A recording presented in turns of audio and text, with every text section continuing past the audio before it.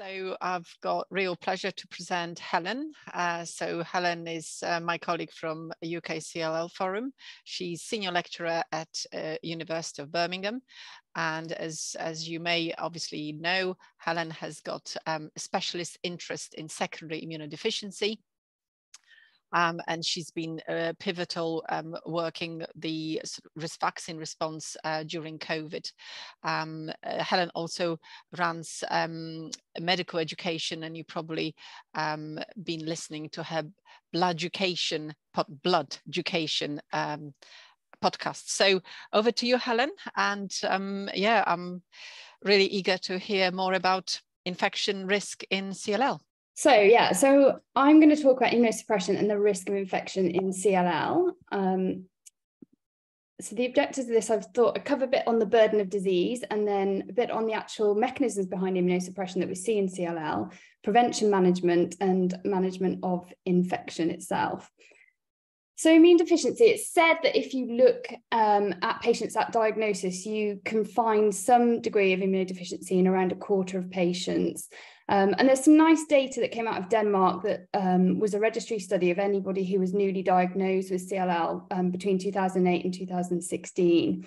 And here, when they looked at the incidence, 5-year incidence of infections, and they looked for severe infections, so those that were admitted or had to have a blood culture positive, in untreated patients, it was said to be just under a third. The cumulative incidence of infection prior to a line of therapy was around 12% after 1 year of follow-up. And this is sort of quite nice data because they also then could look a bit further and see of those that had a blood culture taken, they actually strikingly found around a quarter died within a year of having that infection. So I suppose that the fact that they'd had a blood culture taken tells you that it must have been a severe infection, but I think that's still quite a staggering figure to have those sort of mortality rates following that test being done. And then looking at what sort of patient characteristics come through for the burden of disease in terms of infection morbidity associated with CLL, we've got male, increase in age, IgVH unmutated, so again, those poorer prognostic factors for CLL, IgA levels, which I'm going to come on and talk about a little bit more because I think that's probably more predictive than IgG overall at predicting infection risk for patients, and then Binet stage and beta-2M. So the types of infection are very varied as well, and I think that reflects the sort of multiple areas of immunodeficiency that arise with CLL. So we seem to be particularly prone to sort of encapsulated bacteria, and pneumococcus comes up a lot on cultures and sputum samples if patients are admitted with pneumonia. Shingles, we looked at this within our COVID study, actually, of 500 patients, and we found it was around a third of patients had a history of shingles. Many had had it more than once. But actually, that was quite important because if you look at the lifetime rate of shingles, it's probably around 27%, if you look at registry studies for the population in general. But that tends to happen over the age of 70. And then our cohort were actually quite young for CLL, probably because of the way that we recruited, because it was through sort of the charities advertising for us and social media active participants who heard about the advert obviously contacted us to take part. So our median age, I think, was 67. And so actually the fact that a third of them had already had an episode of shingles really points out how sort of susceptible these patients are. And that is something that I think we should be asking about when we first see patients, because obviously we can prophylax against it going forward. Flu and COVID-19, common cold viruses are problematic, and then opportunistic infections, the PCP and Aspergillus, which tend to occur following lines of therapy.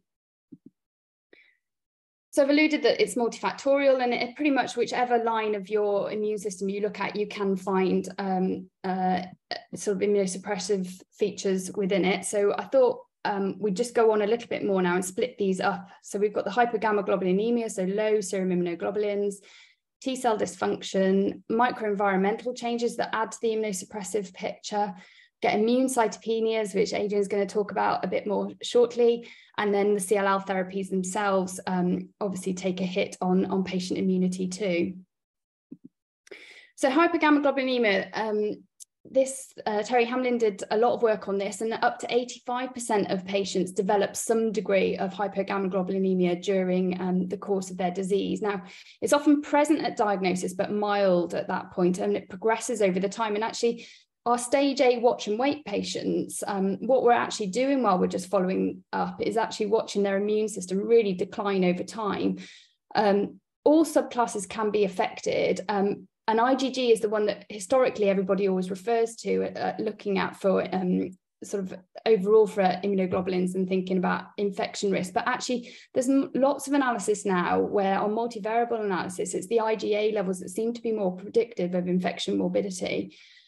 And the other thing just to point out is not always, if you look for a specific antibody titers, they don't always translate to actually a good quality antibody response. So you can have a titer registered on a test that you could do in the lab, but actually if you look at how functional that antibody is, it's often quite poor for patients with CLL. So this is just a little bit of data that came out when the Delta and Omicron wave first were around, looking at the neutralization. So how well, if you like, that antibody can recognize the different antigens to do with COVID.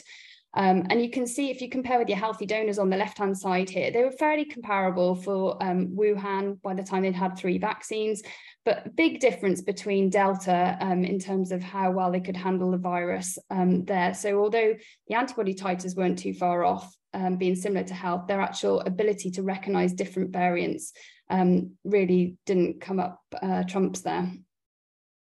So in terms of cellular dysfunction, this is quite nice putting this slide together because I realise how much of it has actually been contributed by members of the UK CLL forum. So I've just sort of put some author names on this as well. So we see an expanded number of CD4 and CD8 T cells, and that can occur really early in the disease course, and it does accumulate over the duration of the disease.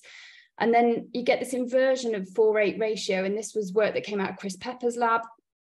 And an increased expression of PD-1 is seen on the T cells. Alan Ramsey then looked at synapse formation and showed that actually a lot of it can be to do with the antigen presentation and how well the T cell receptor can engage with that antigen presentation to form the synapse that initiates the T cell to proliferate and to recognize and actually release cytotoxic granules.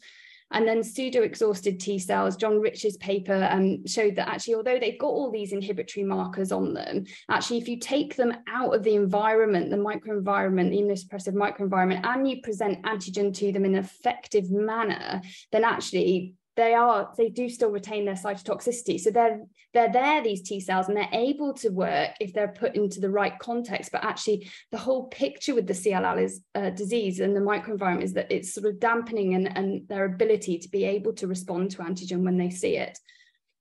We did some work looking at NK cells as well, so another type of immune cell, and here we found that the activating receptors were much reduced on NK cells, and the cytotoxicity along with those was dysfunctional as well. And then Karen Piper, who was in Paul's lab many years ago, showed that we get a lot more T regulatory cells in CLL. So this is just snapshots from the UK, and obviously internationally, lots of others have contributed as well to the cellular dysfunction that goes on with CLL. So microenvironment and innate immunity, the tumour microenvironment I've already sort of briefly touched on, but it does support the development and growth and proliferation of CLL cells. And we know that that is key to driving CLL and the proliferation, but it does also contribute to the immunosuppression. And the CLL cell itself is like a B-reg cell. So it actually secretes all these immunosuppressive cytokines, including IL-10 and TGF-beta. And the IL-10 then suppresses macrophage activity. So it's almost like a vicious cycle, and more of the microenvironmental cells that are present then also have a dampened down immune suppressed means of delivering an effective immune response, if you like. And so you get these myeloid suppressor cells and nurse-like cells that also contribute. And then on the other side of the spectrum, if you look at your complement levels, they're also found to be reduced in about 40% of patients. And that's important because we know complement is important for opsonizing new antigens and highlighting them to the immune system to be recognized and to deliver a response. Therapies as well. I think we're obviously moved on from chemoimmunotherapy, but we've all still got patients in clinic that have had FCR or BR or even chlorambucil at some point.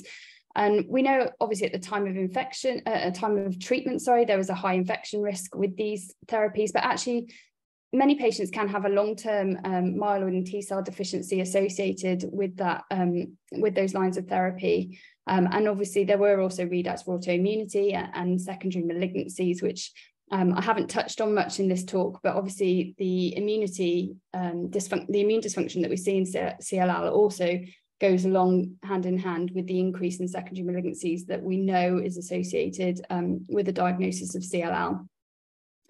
So obviously the aim now is also not just to treat the patients and get patients into MRD, but also to try and restore immune function. And there's been a lot, well, there's definitely a lot of improvement since the new agents came along, but there are also off-target effects that still complicate this matter with our BCL2 inhibitors and BTKI drugs. So we had quite early readouts with ibrutinib of atypical infections, fungal infections, and also PCP. Pneumonia, and obviously since COVID came along, that's been added to the list as well. Anti-CD20 combination therapies in the form of VO or VR, we know will leave patients antibody suppressed for at least a year following their therapy.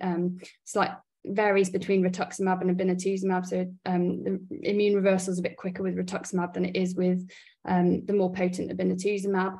And then we know that continuous Bruton tyrosine kinase inhibitor therapy obviously prevents, the mechanism of action is to prevent B-cell receptor signaling. So what data is coming through now is that it seems to be very key for at least the primary antigen response. So if it's an antigen that people haven't seen before, it's very difficult to mount an antibody response whilst taking a Bruton tyrosine kinase inhibitor. The BCL2 inhibitor, there's much less data in isolation. So the data that is out there is fairly small numbers, and it's all sort of in the context of an anti-CD20 mainly. So sort of deducing what BCL2 inhibitor does to primary and secondary immune responses is a little bit more tricky, I think, to sort of clarify at this point. But even with this knowledge, I would say it is difficult still to predict who's going to be at risk of infection. And this goes two ways. I think this slide here looks at patients that had very poor antibody responses. So if you look in the blue, these are patients who've had several doses. I think they'd had 3 doses by this point of COVID vaccine, healthy on the left. And then these are our CLL patients on the right. So you see 3 had no antibody response at all, 2 had a relatively low, an anti-titer S of 100 is a low antibody response. And then they all got COVID, they got Delta wave, and we followed them up, and actually they all breezed through it. Surprisingly, had no problems at all and very quick recoveries. And so we looked again at the neutralization and the antibody titer.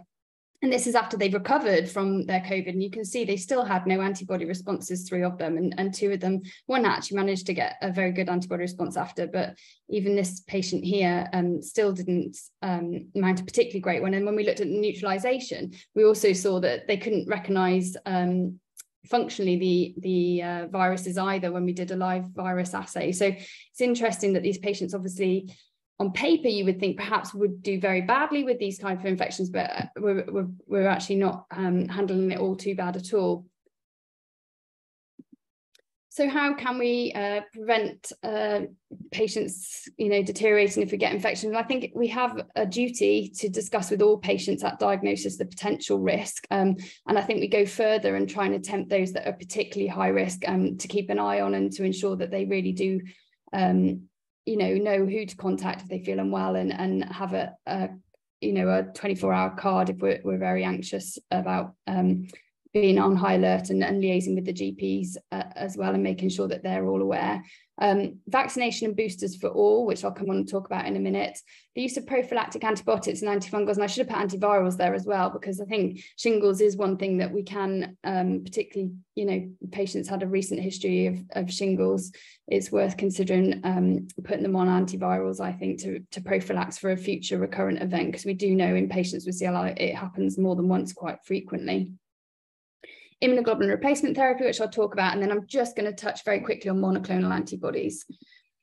So how can we identify those at high risk with the caveats that I've mentioned? Well, I think checking infection history, it comes through so clearly when you talk to patients, I think, in clinic, and then also from data on the 500 that we looked at, patients who reported that they had serious infections or recurrent infections when we looked at their immunity, they often had defects that were very readily detectable. So I think that can be a really good clue and should be asked at the first consultation. In terms of checking serum immunoglobulins, I've mentioned that I think looking at low IgA is very important. And pan hypogammaglobulinemia also gives a really good indication, I think, of those that are probably going to run into problems with infections. Consider the Binet stage. I think people coming up to treatment often are particularly immunosuppressed, and obviously then they're going to go on to therapy. But still important to ensure, if we can at that point, to be delivering vaccines prior to them starting any new line of therapy. And then age and comorbidity. We know immune senescence contributes, even in health, to infection morbidity and the ability to respond to vaccinations, but obviously in the context of CLL that is even more pronounced. So which and when for vaccines? So at diagnosis, the earlier the better. There's good evidence that actually if you can deliver vaccines early, you will get the maximum response in the disease course. It's really important to try and get Prevnar 13, which is a conjugated vaccine, first for patients before giving Pneumovax 23, and that's because if you give Pneumovax 23, there's sort of a hyposuppressive effect, and so you don't get the maximum benefit immunologically anyway out of Prevnar 13. So that the order has got to be the conjugate vaccine first and then polysaccharide vaccine. And actually patients with CLL don't tend to respond very well to polysaccharide vaccine. So Pneumovax 23 is routinely recommended for anyone over the age of 65 in the UK, but it doesn't work particularly well for patients with CLL, so it's better to try and get the Prevnar in first if possible.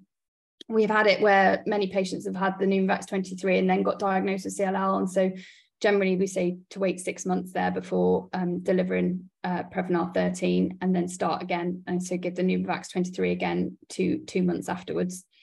Shingrix is currently only available in the UK for 70 to 79-year-olds to prevent varicella zoster reactivation. That is going to be changing later in this year and will, I think, drop to 50 and above. So that's a watch this space at the moment. And then annual flu vaccine and COVID vaccines, we're all getting used to recommending those to our patients. And no live vaccines, important to just stress that when you're first diagnosed, and avoiding being around children vaccinated with the live flu nasal spray vaccine for 7 days. And remember to advise household members to be vaccinated wherever possible. So this is the vaccination diary that was developed with CLL support and the UK CLL Forum, and is part of the BCSH guidelines. It is updated fairly frequently. We've just done an update now, and it's going to be updated again by September once we've got the Shingrix Shingrix DOH change. So it's a useful resource, I think, for patients, and also to help facilitate sort of between primary care which vaccines patients need, because it's not always that easy to get, particularly the Prevnar 13, the conjugate vaccine, in primary care, because it's sort of seen as a childhood vaccination. So functional antibody testing. So this is recommended within the guideline, and I think it is useful if you've got patients who are particularly symptomatic after infection, with infection history, and it follows given a polysaccharide vaccine. So it's after the Pneumovax 23 is the best time to do it. It's needed because it's one of the tick boxes for immunoglobulin replacement therapy if you think you're going to need it further down the line. So I wouldn't do this routinely on patients. It's just those that you are worried about, where you want to have a documented response to vaccination so that you can access immunoglobulin replacement therapy if needs be further down the line. And you tend to do this waiting 6 weeks after vaccination to allow them to have the maximum response. And this graph is just to show you can't go on serum IgG levels. So we've got patients who are vaccinated who have a completely normal IgG, but they still have a very suboptimal functional antibody response to Pneumovax 23. And it's actually really easy to identify these patients, because hardly anybody responds effectively to Pneumovax 23 with a diagnosis of CLL. So it's a tick box, easy one to have documented ready if you need it. So immunoglobulin replacement therapy, 6 months of prophylactic antibiotics need to be tried in the first instance, and document with a diary that there's no improvement to infection morbidity. At that point, if they've got a low IgG, you've got poor functional antibody response to your Pneumovax 23, then they should be eligible to start immunoglobulin replacement therapy. And we do this locally. We manage it with the immunology consultants, but I know some hematologists do manage it by themselves. But I think the service that we have set up, a lot of ours are on subcut immunoglobulin rather than intravenous, which helps the delivery. We have a immunoglobulin replacement nurse who CNS who will help facilitate the initiation and manage patients as well. So working with our colleagues there is particularly helpful. And the starting dose is just to say there's a lovely ideal weight dose calculator on the Department of Health, which is very useful for starting. And then you're aiming for the normal low end of an IgG on the trough. And again, to maintain sort of consistency and to ensure that it is working, we advise doing another 6-month infection diary to see how things change once you've started the immunoglobulin replacement therapy. This is a very quick slide, just managing acute infections. I think it's pretty obvious. If you've got a good relationship with team and GPs, then it can help. I think our CNS is a really good point of contact for our patients. We tend to try and point them in the direction of our 24-hour call number if they're on therapy as well. And if you've got somebody who you are, who's very brittle and seems to come infrequently with quite serious infections, I think it's reasonable to also allow them to access our 24-hour triage number. The source will dictate management, obviously, but I think the thing we sort of highlight on our letters to primary care is not to delay obtaining samples and waiting before starting antibiotics. I think it's, these patients can deteriorate quite quickly, and so it's important if you have any concern for a bacterial infection, really to get them started promptly on antibiotics. So SARS-CoV-2, it was a new coronavirus exposure. It's actually probably done more, accelerated our knowledge, I think, of the immunosuppression in CLL, particularly in the context of new therapies, in a matter of years that would have probably taken another 10, I think, if the pandemic hadn't come along. It's a new coronavirus exposure, so it allowed us to understand a primary immune response in the context of CLL and the targeted therapies. But obviously there are estimated 18 million global deaths from the pandemic, if you look at the excess mortality. And we know that age and immunosuppression are major risk factors and continue to be so, but it's not going away. So this was data I quickly looked up doing these slides the other night. So 39,900 cases on the 28th of June. And obviously those are patients that are still testing, which tend to be those that are immunosuppressed. So that, by no means that's a sort of snapshot look at and would completely underestimate the actual number of cases in UK. This is where we are currently. So these are the different variants. We have had Omicron here since 2021. So it's stuck around now for quite a while, but what we're getting is recombinant variants now, Omicron variants, where the virus is recycling and using mutations that it has had previously with earlier variants, and that's all to do with sort of the vaccine selection pressure on the virus that we have. But we've got XBBs that are coming through here, and they are Omicron variants, but they're very good at evading the neutralization from vaccination, which is why we are still seeing sort of peaks and troughs with the Omicron variants coming up and down over the course of time. BQ1 is also still around a little bit, but almost going out now, actually. So that was another later Omicron variant that was of concern because of the vaccine neutralization. But the outcomes improved a lot. So we had very high case fatality rates, obviously, at the start of the pandemic in patients with CLL. Probably, actually, if you looked at those coming to clinic, this was Lindsay Roker and Anthony Mater looked at this, but the mortality was probably around 13% if you included those that were asymptomatic, just by screening patients that were coming to clinic. But the Omicron era now has been reported, and much improved mortality at around 2%, which is great news, obviously compared to the comparative prior mortality rates. But if you think where the overall mortality rate was around 1% in the general population when the virus first emerged, we're still not anywhere near double that, still in this Omicron era for patients that are immunosuppressed with CLL now. And what we're also seeing, so everyone will be familiar with this, the early stages of COVID infection, when you get this hyperinflammatory stage 3, which is when patients get the ARDS type picture and require ITU. But we're also in our immunocompromised, I think, seeing a stage 4 now. So we get these patients that clinically improve, but they can be persistently PCR positive. Some, I should also add, clinically don't improve as well, but put the persistent PCR positivity, and that brings with it a sort of risk of relapse, of viral evolution, and infectivity to others. So I think there's lots of discussion going on now in UK about how we can address this, and it tends to be patients that have had specific lines of therapy, the very B cell depleting therapies, anti-CD20 therapies, and BTKI inhibitors, and also outside of the context of CLL, those GVHD type patients, transplant patients who have been profoundly immunosuppressed, where we really do need to be devoting some time and effort, I think, to learning how to treat that group of patients best moving forward. So what have we learned? If you pick out the things in red, I do think we've learned a lot about how to predict infection risk more in CLL and understand how the new targeted therapies impact on immunity here. And I do think we've understood that booster vaccinations do make a really big impact. And that's something that for years now I've sort of felt that we in the States for pneumococcal, they'll tend to give sort of the full childhood course of Prevnar 13, where you'll get multiple boosters. It's never been dealt with in a randomized controlled trial setting, so it's never become standard of care over here. But it makes sense. We know that patients with CLL do improve their response following booster vaccinations, and I think that's something that we've learned, and it'd be good to sort of take forward and look in the context of other vaccine preventable diseases going forward.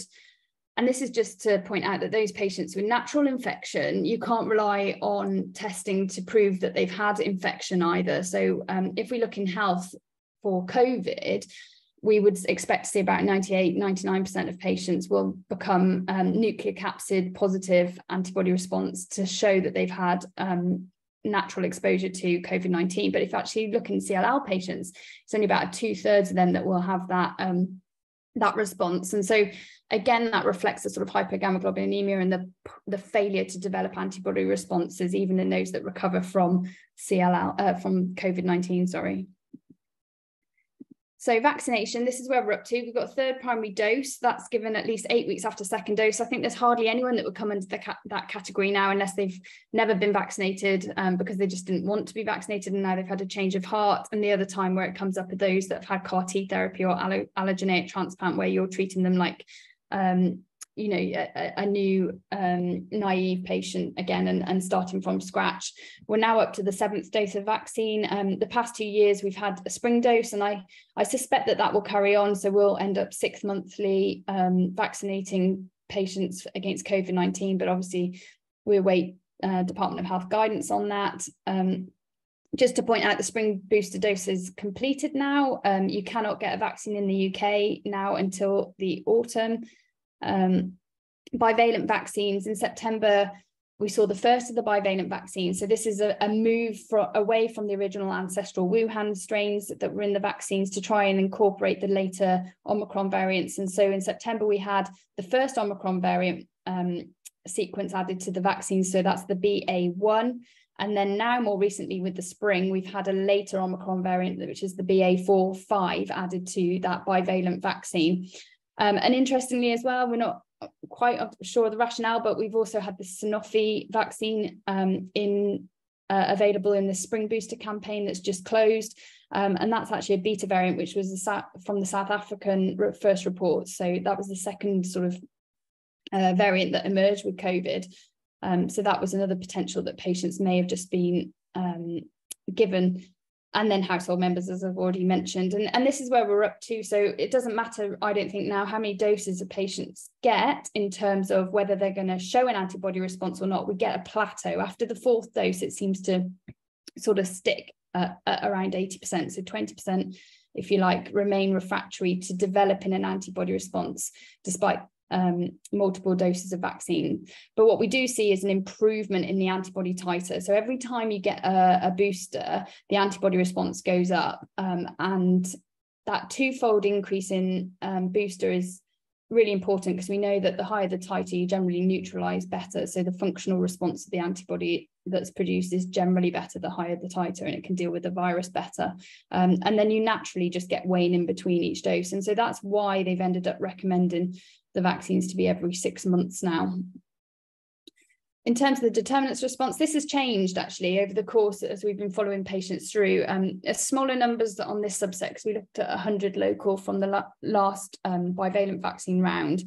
But we're seeing, again, as we've always seen, those on watch and wait have great responses generally. When we've got the pre-treatment group now, there's only 3 of them, but they seem to have better responses than they previously had. And I think that, again, is because they've managed to get decent antibody responses prior to their disease progressing now over the past couple of years. So important to be delivering vaccines before treatment wherever possible, and as early in the disease course as possible as well.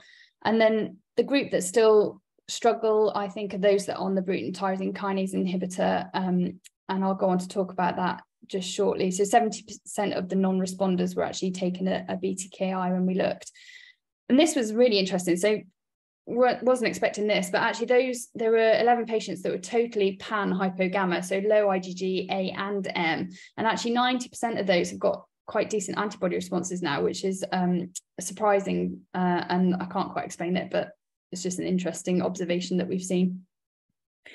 And then this is sort of a breakdown of the impact of BTKI. There's other groups coming out with data as well now. Lee Greenberg has published some nice stuff in Cancer Cell on this as well. And it looks like if you start a BTKI after you've had an initial course, so after vaccine 3, you tend to get a decent response, whereas those that started the BTKI before vaccine 1 are still not generating such great response rates. And those that have, well, we only had 1 in this cohort, but I've got observation on others as well. If you've completed a BTKI, it's almost like you can generate an antibody response again. But if we look at the titer, if you compare watch and wait on the blue dots here compared to those that are on a Bruton tyrosine kinase inhibitor after this latest bivalent vaccine, we're still seeing that their antibody titers are poor. So even if they've managed to generate an antibody response because they've had that sort of primary B-cell receptor signal, they can't seem to boost the response to the same extent as those patients that are on watch and wait. And if you look at the bivalent, it is doing some good. And this is why I think patients who are able to get an antibody response, it definitely does improve the neutralization, having a different sequence in the vaccine component itself. So this is the neutralization against the BA1 here, shown on the right-hand side following the bivalent. You can see there's a 3.4-fold compared to the pre-dose sample that we took. If you compare that to the neutralization following dose 3, where they had a mRNA Wuhan ancestral sequence only, you don't get such a great boost in the neutralization there. And we also see improved cellular responses following bivalent vaccine, and that seems again to be particularly drawn to whatever is in the vaccine component. So I think as we move on with the vaccines, it's important that patients do carry on getting vaccinated.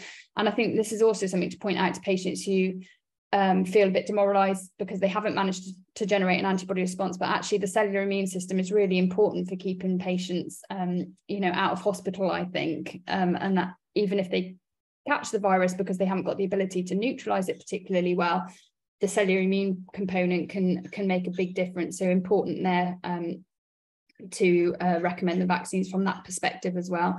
And the cross protection for the different variants from T-cell response perspective is much greater than you get for the humoral response. And that's just because of the mechanism with which antibodies, so antibodies need like a lock and key. It has to be very specific. They go on structural shape, if you like.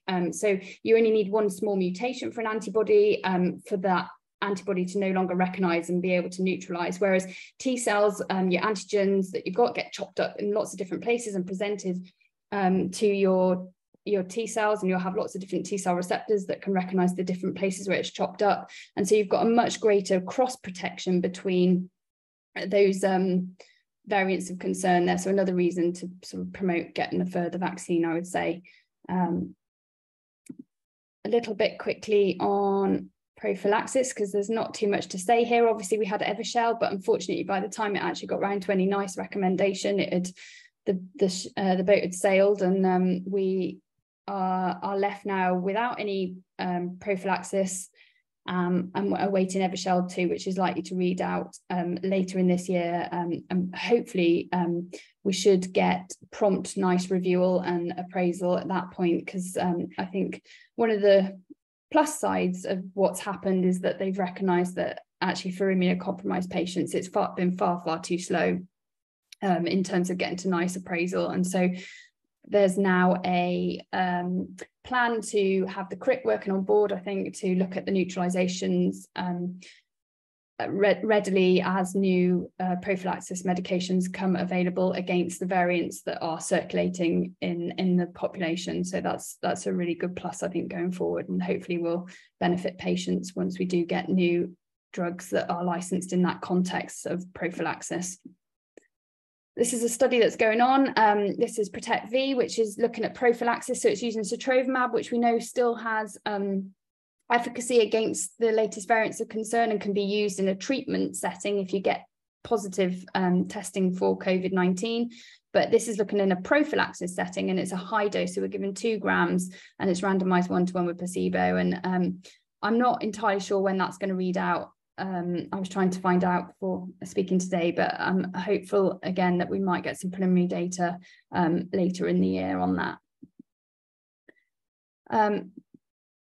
So how do we access COVID-19? I think this is quite an important message from today because it's changed. As of the 26th of June, the CMDUs have folded and dissolved, so they are no longer running. And so instead, the National Medical Director has put the onus back to the integrated care boards to deliver on a local level how they see fit the provision of antiviral therapies for patients. And so it is now also on the onus of the patient to contact local NHS services if they test positive for COVID-19. So that is also different. So previously, if you registered to test and you were digitally identified as having a positive lateral flow or PCR, that automatically meant that you would be contacted for treatment, and that's stopped as well now. So and everybody, I think there's a lot of grey area. I'm not entirely sure that every well, certainly clinicians, but within each area, I'm not quite sure how things have been divvied up. And that's partly because the CMDUs initially were being run by different services, I think. So locally, our infectious diseases service ran ours, but I think many places up and down the country, it was run from primary care in the first instance. So important to understand locally what's going on for you and to be able to advise patients and to make sure that they get treated promptly if they do test positive. And the last thing just to say is the ending of lateral flow testing, it's still free, but only until the end of September 23. So that's going to be going as well. Treatments, I won't dwell too long on this. Everybody's very familiar. Remdesivir is hard to get hold of because of the stock issues that they've got, but sotrovimab and Paxlovid. So Paxlovid's first line options generally, and then sotrovimab is second line due to the IV infusion requirement compared to oral. And so what's next for COVID-19? I think the autumn booster sounds, this is the WHO committee that recommends for where vaccines go. And so they're suggesting at the moment that by autumn we aim for an XBB monovalent vaccine, but whether that will happen for UK, I just don't know, but it's sort of what's been put out there at the moment. And then pre-exposure prophylaxis, we've got sotrovimab and Evershell 2 to hopefully look forward to accessing later on in the year. I hope anyway.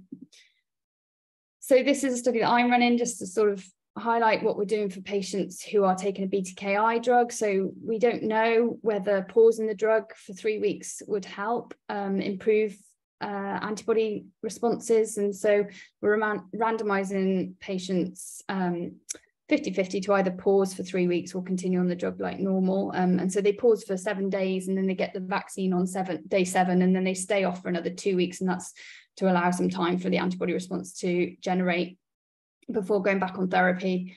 And then secondary objectives, we're looking sort of at the functional side of what any antibody response that's generated means and how it affects the cellular immune system as well. So that's hopefully going to read out primary outcome potentially for ASH, I think. So October, we're hoping to put something in. But again, we need to wait and see. We've got some meetings this week to discuss what's happening next.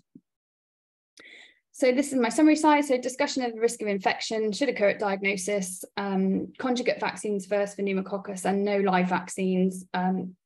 Infection history, I think, is a really important clue to immunity status, and probably better than all the tests that we can do, looking at immunity. And obviously the caveat with a lot of what I've presented is T-cell assays, NK studies, that side of it. You just can't access that routinely with clinical. That's very much a research objective. So we are limited in terms of building up that picture, I think, for who is immunocompromised and who isn't. And the infection history is a really good pointer, I think, that's obviously readily available to us. And then the importance for prophylactic antibiotic and promptly thinking about immunoglobulin replacement therapy in those that have got significant history of infections, and yet encouraging COVID-19 boosters. So I think I'll end there, but thank you very much for listening, and I'm happy to take any questions. Thank you, Helen. That was amazing tour de force. So I think from chat, Adrian has got a question, which is kind of falls very nicely from your last few slides. Adrian? Yeah, thanks, Helen. That was great. Just in terms of you mentioned about halfway through about the pattern seen in CLL of people who get very chronic long-term infections. So I've had a couple of patients where they don't die from CLL, they don't die from COVID, but it just goes on and on and on. One of them, I think, got better just because he immune reconstituted eventually, having had CD20 antibodies, and after about a year it went away. Another one had loads of remdesivir and then got better, I think, after having remdesivir and Paxlovid as a combination, and some literature on combination treatment. I just wondered what you thought. What is the logical future for treating such patients? Do you think that, and then also, does therapeutic long-acting antibodies play any role in this? And we don't know what Evusheld 2 is going to do, but it's around at the moment, being used, but mostly in the PrEP setting. Yeah. So it's one that comes up a lot, this question, and there's a lot of preliminary we're trying to get a trial together for the UK. So David Lowe is trying to lead on that, and that is looking at multiple different arms, including actually immunoglobulin replacement therapy. We're trying to see whether that, because there's some anecdotal data that some of the products now used for replacement therapy have a decent amount of neutralization in them. So that's one option, I think, for patients, that if you can access immunoglobulin replacement therapy, it can mop up, if you like, I think, after having treatment with antiviral. The other thing that we've ended up doing, particularly for our GVHD patients where we've struggled, is sort of getting a chairman's action where we've gone in with the antiviral, and off the back of that, we've given a high dose of sotrovimab, and the sort of trust have agreed to pay that difference, and we've given a 2-gram dose as is in Protect V, and that's worked quite nicely in quite a few of our patients. But it's all anecdotal. There's no, randomized control trial to know here. But I'm with you. I think those patients that run into this category that have no antibodies and don't seem to clear do need more than just an antiviral or a monoclonal antibody. They seem to need, I think, a combination therapy. It's just hard accessing it and proving, the evidence isn't there to. Oh, I went around the houses forever and ever in terms of trying to get it, I got bounced back. We have a local COVID MDT who said, oh, well, there's no data, so we can't really recommend anything. And it just came down to a bit of trial and error eventually. But it was a real problem for the patient because, they just don't get rid of it. So we're trying to, I think Adrian Shields is leading on this, but he's trying to write up our cohort of high-dose sotrovimab combination. So that might help. I mean, obviously it is observational, it's not randomized, but it's a good case series now, I think. And whilst, we're lucky, I think now everyone seems to agree that the CRIX neutralization data is, a standard that we can all use. And I think if their recommendation is still that with the current variants that are circulating that it's effective, then that should give as well support at a lab-based level anyway for us to be using these drugs. But I think we're very lucky that sotrovimab hung around because for us in UK, because the FDA wrote it out very quickly. WHO came out really harsh early on, said sotrovimab didn't work. Well, actually, we would have been completely stuck in UK because we didn't have any of the other monoclonals that were available in some of the other countries and licensed. So luckily we stuck to, for whatever reason, I think the decision was the right one there, and sotrovimab does seem to still have clinical effective efficacy. So that's sort of one plus to take away, I think, from this, but probably at a higher dose now. We've got these other circulating variants, although not licensed at that dose. So that's very helpful. Thank you. I would love to hear, Lilia, your experience with COVID and infection in general. Are you immunoglobulins, if I may ask? How long have I got? No, I'm not on prophylactic immunoglobulins. I think for CLL, I've been reasonably lucky, but I had infections prior to a recurrent sinusitis prior to my first round of treatment, and I knew I was relapsing because I had what my family referred to as annus horribilis, where I went from one severe infection to the other, including horrible shingles, and I would absolutely endorse I take prophylactic antivirals. And infection is a huge issue for people with CLL. It's COVID, in the COVID era particularly, it's the thing that's dominated our lives. And I was just reflecting on a really interesting talk from Helen, and maybe one of the things that would be helpful in terms of to hear what you advise your patient, people with CLL when you see them. How do you advise them in terms of their day-to-day lives? I think there's two sort of big questions. One is, what's the right level of precaution to take in this kind of COVID? Everyone talks about post-COVID, but it's not post-COVID because we still got it. And what's sensible to do and not do. And also whether there's things we can do within our life, things like diet, exercise are huge topics in the CLL community about how that might improve your immunosystem and your quality of life, which is what it boils down to. Because if you have recurrent infections, your quality of life is just horrible, whatever your CLL is doing. Yeah, and I think that those are the patients that will run into trouble as well. I think that's the gist that we've got. Those that know that they tend to get recurrent infections are the patients that probably are still continuing to be at risk. But I think we also do have to normalise to a certain extent now. We talk a lot, don't we, about how the rest of the world has moved on from the pandemic, but actually if you're a patient that's immunocompromised, you're still vulnerable, and you can still obviously change your behaviour to reflect that. And now, certainly we've got patients that are almost agoraphobic now and won't come to clinic even still. But I try to sort of, you have to mitigate against the risk as much as possible. So I think going to a big crowded environment and not taking precautions isn't great. But at the same time, I think seeing your grandchildren and actually, getting a balance with life. And I think if you've done your vaccines and you're able to access therapy promptly and you're aware of that access, then, I think you do have to continue. And patients have always been at risk of infections with CLL, and pneumococcal pneumonia is horrendous at times. I've certainly seen patients deteriorate very quickly with that, but it's just another thing that we have to contend with now, isn't it? And it's, I don't know. Yeah, picking you up on that. It just, it always strikes me, and I know there've been so many things published about it, but for you, kind of, what would be one major, that we've got so many other B-cell malignancies. We've got marginal zone, follicular, mantle cell, and yet we don't see that sort of immunosuppression.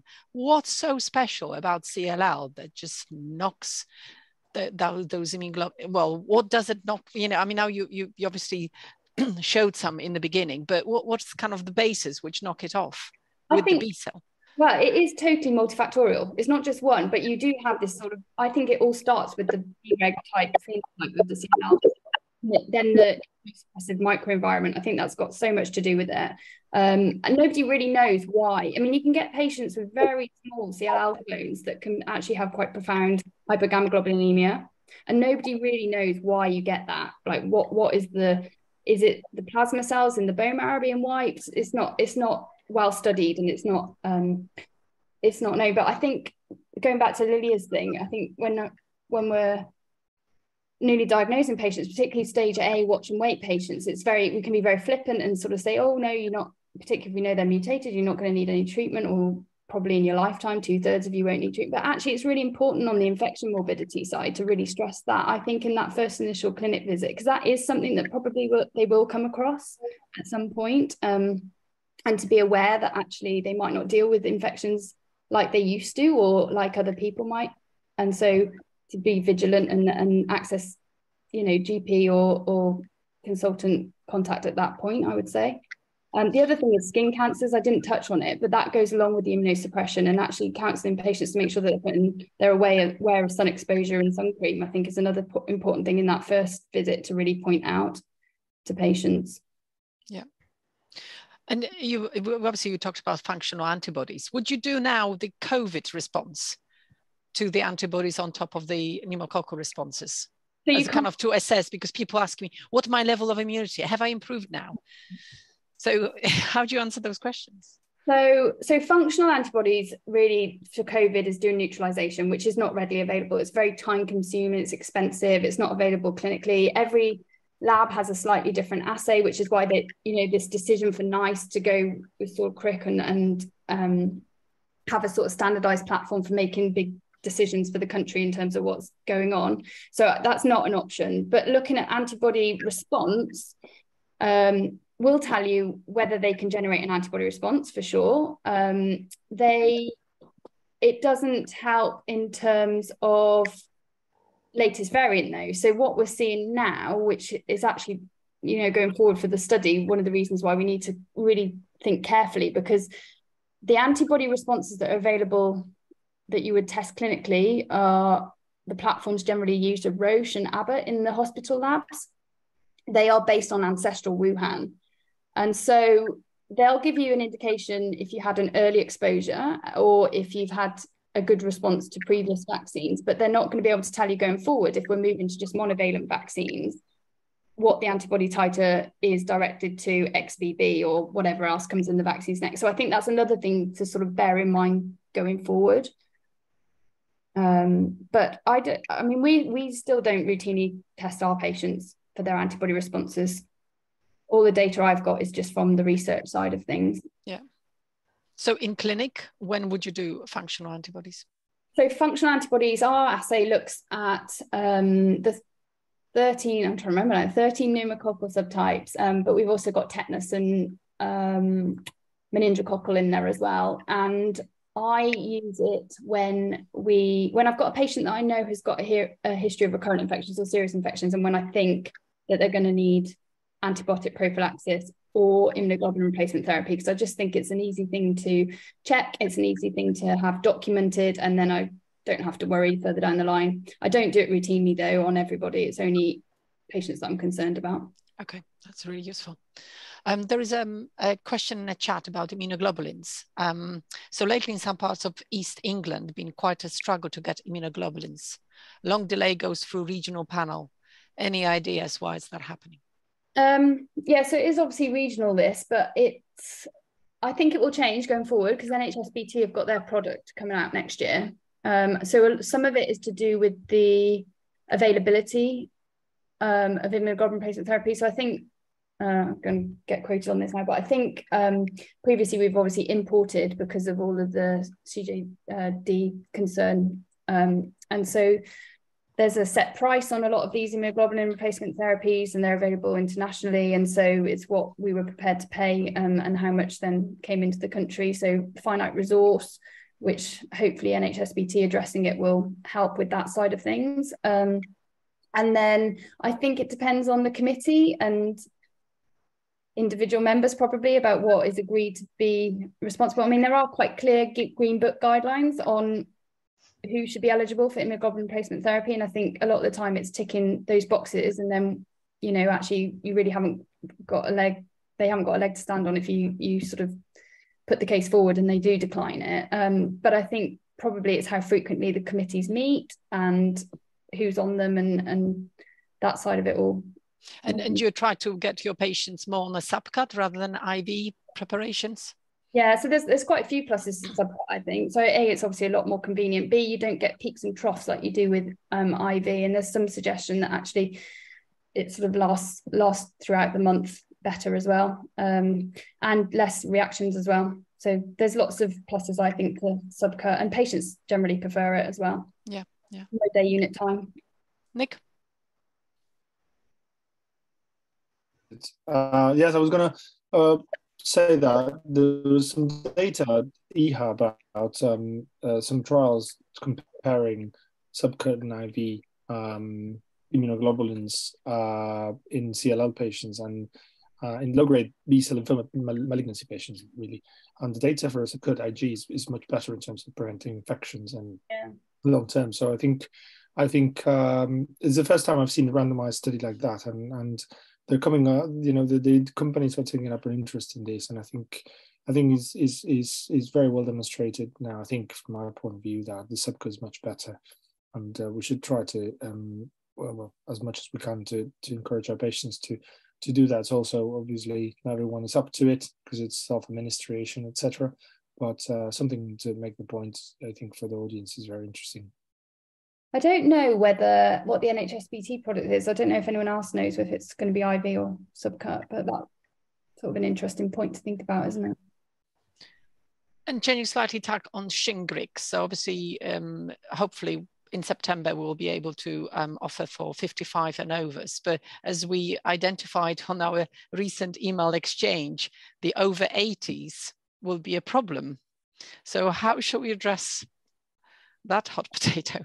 Well, I think they should have already had a shingles vaccine between the ages of 70 to 79. And you only need one course. So whether it's before you're diagnosed with CLL and you've got Zostavax in your 70s to 79 year, or whether you had CLL and you had Shingrix, you shouldn't need another vaccine anyway once you're over 80.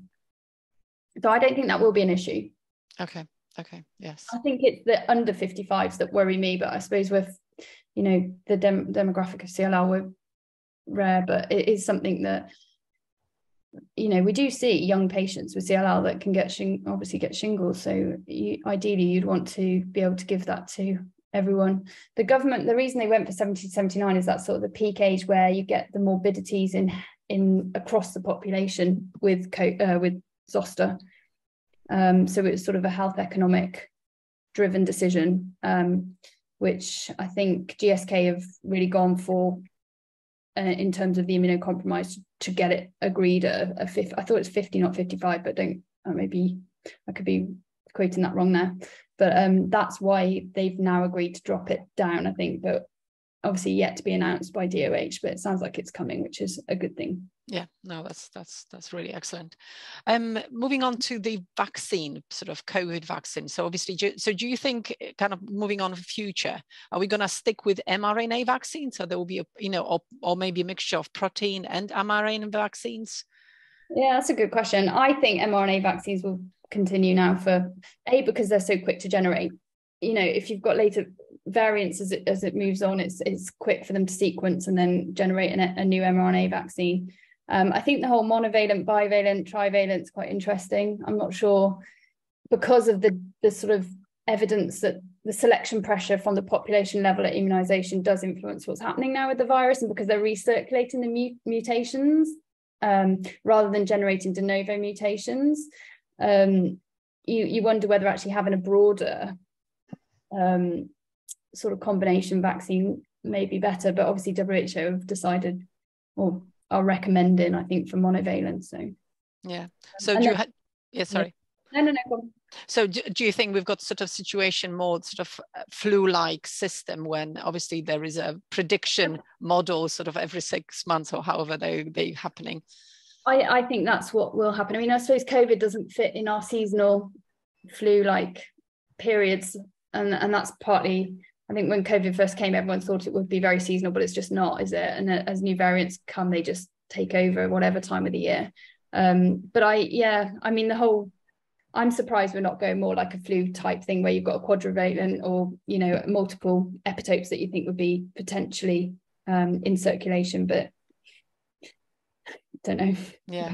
They don't seem to be pointing towards that. And how far are we from the nasal vaccination? Because obviously with the COVID, with the IgA. Nasal is interesting, but I think definitely it seems to make a difference in terms of your IgA responses. And that does seem to have I think, good protective value from the studies that have come out, but I don't know how close it is to one being licensed and available. Yeah, I won't be able to comment on that. But. Okay, that's great. Right, so we bang on time. So just the next 2 minutes, maybe just highlight take-home messages before we break for 15 minutes as a break. So kind of, you know, so what is the most important from your talk, do you think, for people to be most aware? I would say making sure it's in a discussion point at diagnosis, and highlighting vaccines that are required at diagnosis. And then I think coming up to treatment, trying to optimize patients as much as possible before they start some of these immunosuppressive medications.